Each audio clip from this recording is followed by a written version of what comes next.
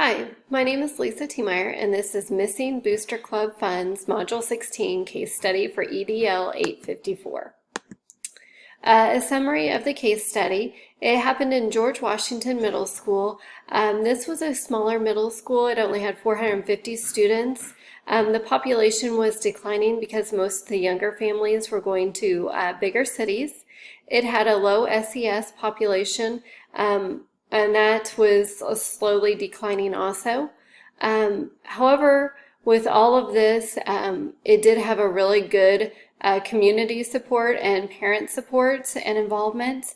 Daniel Stevens was the current principal. He was principal for about 4 years. He had a good relationship with community members and students and staff and parents. They all really liked him. However, he didn't have an assistant principal because it was a smaller school.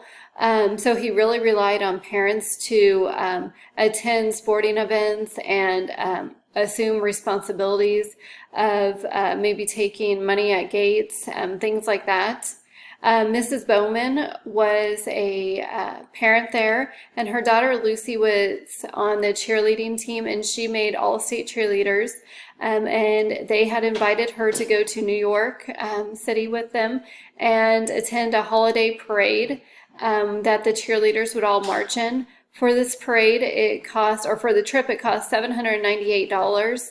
Mrs. Bowman requested a meeting with Mr. Stevens and asked if they could use the PTA budget for this.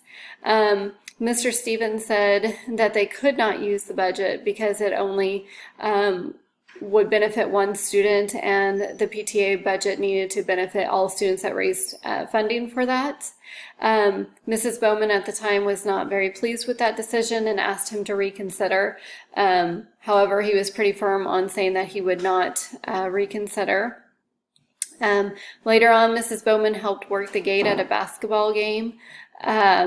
When she was there, there were a couple other volunteers, 2 working the concession stand, and another one working the gate with her. At this time, afterwards, Mr. Stevens didn't have time to go and check any of the funds because he was helping out at the game. When he did get the money bag, he realized that some of the funds were missing, that there were $50 missing from the money bag. He did count the funds in front of the security guard. He looked at the ticket sales and realized that the ticket sales did not match the money that was in the bag. And Mrs. Bowman had written a note on there saying that 10 of the tickets had got torn, and so she disposed of them at the time. For problem identification and analysis, what do you know? I know that the school has a low SES level. Parents are very active along with community members within the school. Lucy's family had requested funding to go for the New York trip, but the principal had declined that because, again, the funds didn't benefit more than one student. And so Mrs. Bowman worked the gate the night the funds did go missing. They did use pre-numbered tickets. However, 10 of the tickets were disposed of because Mrs. Bowman said that they had been torn. There was a patron from the community that Mr. Stevens had been talking to during the game, and Mr. Stevens noticed that he had a large amount of bills with him, and the patron told him that he had just cashed his check from the mill and he had to pay just to get into the game with a $50 bill.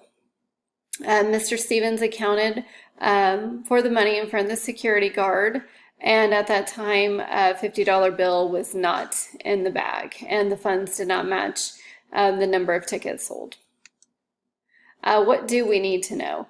I need to know which parents handled the money bags the night of the game, which ones were in charge of the gate and even in charge of the concession stands. And can anyone else verify that the tickets were actually torn? Is there a policy on what to do if the tickets are unusable? Should they be put back to make sure that they were torn? What really is the policy for that? I need to know also, where is this $50 bill? Did they take the $50 bill to the concession stand to make change? Was it in the concession stand bag? What might have happened to this? And when Miss Bowman was in charge in the past, has this ever came up? Has this problem ever happened before? Has money ever came up missing? Identification of the problem. So the problem is the money is missing from the money bag. They use pre-numbered tickets, and some of them are missing now. And the parents were not directly supervised by the principal or by other staff members. Category 2, plan of action. I would want to recount all the money bags. Maybe I made a mistake, maybe some of the money is stuck together, and I'd want someone else to also check it. I'd want to ensure that the money was placed in the correct bag. So maybe, like I said, maybe the $50 bill was used to get change, and maybe it's in the concession stand bag, something like that. I'd want to review all the tickets sold and make sure that they're all accounted for. I'd want to contact the superintendent just to make sure that he or she is in the loop of what is going on. I'd want to go ahead and talk with that patron to see if he can remember who he paid, and if he remembers any change he received, what else could he give us? What other information he could give us about it? I'd want to call a meeting with all the parents that volunteered that night. And I'd want to speak with them individually first and then meet as a group and just kind of check to see if all their stories mesh together. If need be, I'd want to contact the school attorney and law enforcement, but again, this would come from the directive of the superintendent and the board if we need to go that way. I'd want to know what funds, I'd want to create a new policy for how funds will be handled. I'd want the funds to be accounted for before the volunteers left. I'd want them to go ahead and count it out in front of me. We'd count it together. And then I'd want them to go ahead and sign off, stating that they agree with the amount of funds there are and making sure that it all matches the number of tickets sold. And then I'd want to make sure that all volunteers that came has training on how to handle funds and how to handle non-usable tickets. For category 3, if somebody did admit to being guilty for taking it, I'd want that person to be responsible and they need to repay the funds immediately. If the guilty person or persons, I would want to make sure that they are never allowed to handle funds in the future. I'd want to make sure that we had a policy on how to handle torn tickets. That way they don't just get thrown in the trash. I'd want to have a policy on how to handle large bills. Are we only going to take bills smaller than a 20? Or what are we going to do if we do receive larger bills? And I'd want to create a policy for turning in money bags. Like I said, having those volunteers count the money in front of me with me and signing off stating that all the money does match up. And then making sure that the volunteers have appropriate training so we have safeguards for our funds. And one of the most important things, I think, is to keep Lucy out of the investigation if we find out that Mrs. Bowman did have a hand in it. Making sure that Lucy, since she's just a middle school student, making sure that she is totally out of the investigation, keeping the issue as private as possible. This includes with the other staff members, within the community, just to protect everybody's privacy. And just knowing that I do value parent volunteers because I do want them to keep coming back, especially if I don't have a lead teacher that's willing to step up to help with some of our bigger events. And so I'd really want the parents to know that I do value them and their trust. Category 4, debriefing the problem. So what was I thinking during this? My first thought was, why isn't there a policy of counting the money with the volunteers? So making sure before they leave everything is accounted for. Why can't there be a lead teacher or athletic director or somebody else overseeing the handling of money? And if not, again, going up to, let's count the money together with the volunteer. Has Mrs. Bowman taken other small amounts before? So maybe she's just taking a little bit here and there, and we've never even really noticed. Mr. Stevens seems like a good, genuine person, but he seems very overwhelmed. So how can we take some things off of his plate so he can concentrate a little bit more?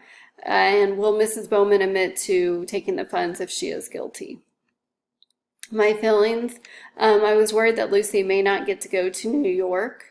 I'm hopeful that I can help Mrs. Bowman research ways to earn the funds from bake sales, fundraising, whatever it may be. And I'm frustrated that I can't trust the volunteers, because if they're parents in our school, I want to make sure that they are somebody that's trustworthy to be around our students. I feel overwhelmed when it comes to supervision at big events. I valued the support of the community, how they're willing to step in and help within the school. I'm grateful for the parent volunteers. I value Mr. Stevens' decision to not give in and give a huge portion of the PTA money to just one student, knowing the policies and procedures for that.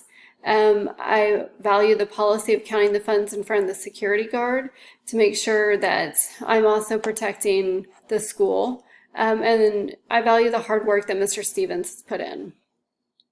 Issues that are unresolved. Where's the missing $50?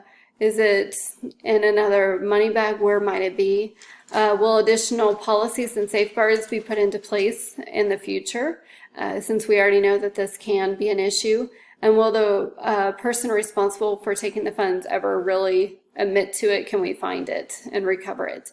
And did Lucy raise enough money to go to New York? And has this happened in the past and not been caught? So if we don't have those policies and procedures in place, it may have happened more often than we even realize. Reflection. Without extra assistance from an assistant principal, I would do the best with the resources I had. I would have volunteers help out, but put safeguards into place that would not allow for funds to go missing. So making sure that they are counting the money in front of me. Ensure accountability by having parents count the funds in front of me before they leave for the night. And then having high expectations for staff, students, and parents. That way they know what is expected of them at all times. And then having an internal audit on all extracurricular organizations, just so we can make sure that no funds do ever disappear. For component 2, how do you as the school leader promote the social learning of every student?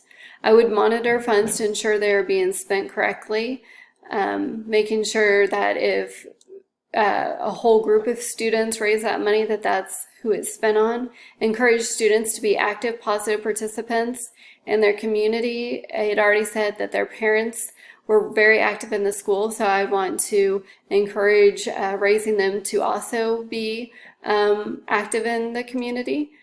Teach and reinforce creating responsible, respectful, honest students and adults. And then celebrate the success of all students. I really liked how they said that the principal made a big deal about Lucy making the cheerleading team to the other students. And then how do you as a school leader promote student academic learning? Just making sure that teachers and students know that I do value them. I value their time. And so teachers already have a lot on their plate, so utilizing those parent volunteers whenever possible to take a little bit off the teacher's plate. Have high expectations for students, staff, and parents, making sure that they know the target goal, where we're going, and how we're going to get there. Provide necessary training to ensure safeguards are being met, and suggest different fundraising opportunities to parents that do come in asking for money, so this doesn't become a problem.